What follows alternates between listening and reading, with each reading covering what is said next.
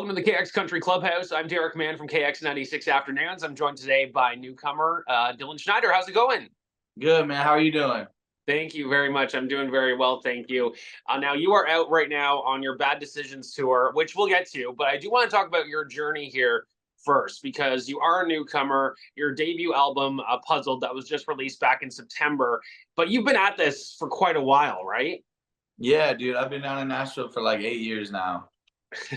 And it's taken you, of course, 8 years to now come to your debut album. You've done the single, you've done the EP thing, but even before that, from what I understand, you were covering songs, posting them online. That's kind of how this started.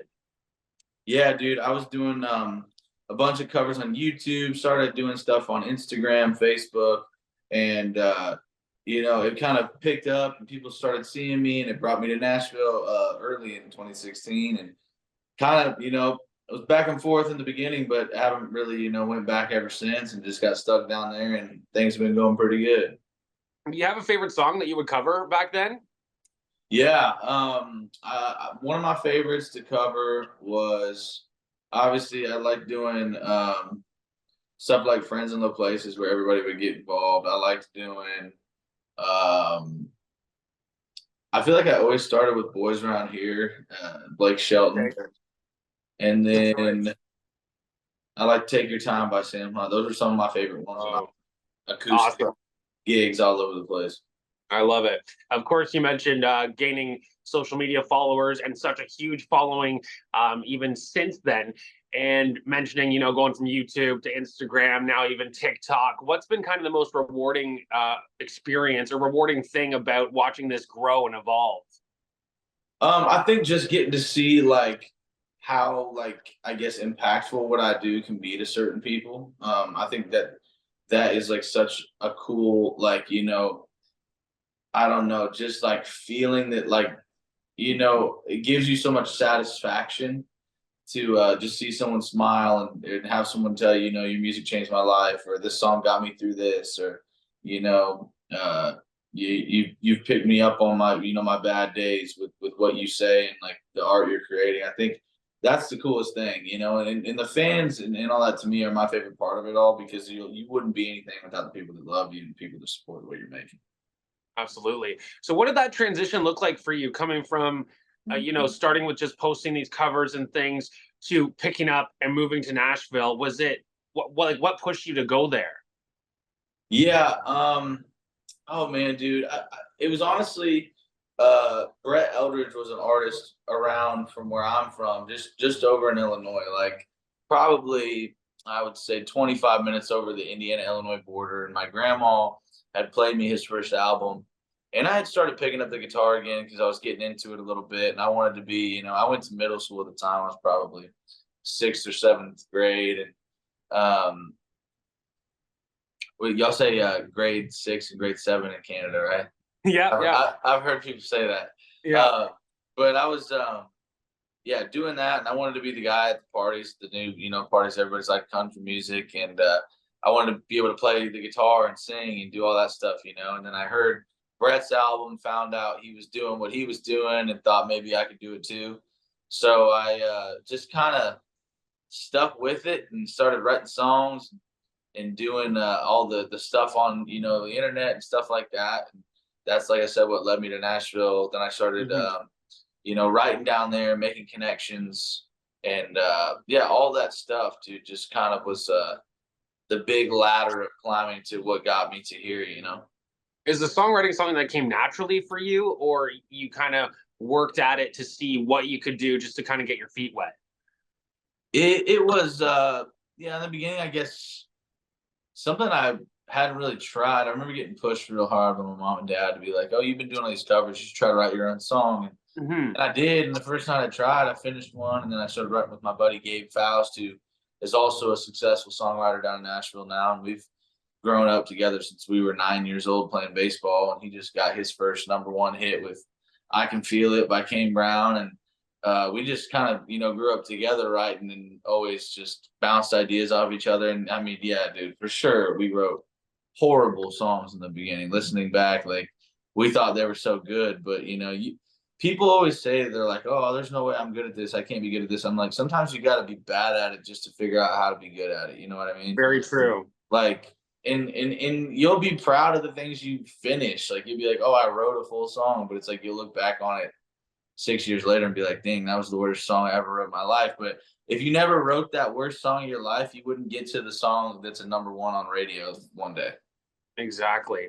So, and with your debut album, Puzzled, you co-wrote all but one song, which was the title track, which you wrote entirely yourself. And you mentioned kind Yeah. of starting songwriting and, pushing forward to see what you can do to make it better and make those number ones. Now, how has that transitioned over into turning into a performer? Like, was songwriting at that point kind of at the forefront, or then you wanted to start doing your own thing, or how did that work? I would say at first I was always a performer. Okay. I just like to get on stage. I just like to play. I just like to be in front of people, and especially even playing them cover songs, you know. And it got Hmm. even more fun when you're like, "Oh, I'm gonna play my own songs for people." It was obviously a little bit more nerve wracking, maybe because people wouldn't know it. You don't know if they're gonna like it, but yeah, songwriting. I've been asked that question. It's like, are you more of a writer or are you more of Yeah.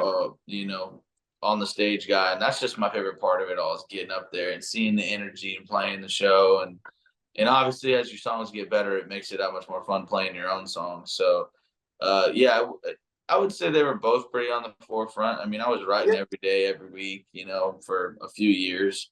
Took a little time off from like 2020 to like 2021, but now I'm back in it pretty heavily, and it's been good. I think I've only gotten better, and I'm working with some of the best writers I've ever worked with, and I got a good team of people that I trust, and we bounce ideas off of very well. So that stuff's been great.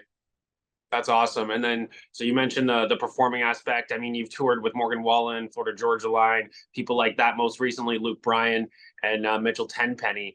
And from being a performer yourself, but kind of being in the background to these like country music superstars, icons, what have you learned from them, from being around them and their touring?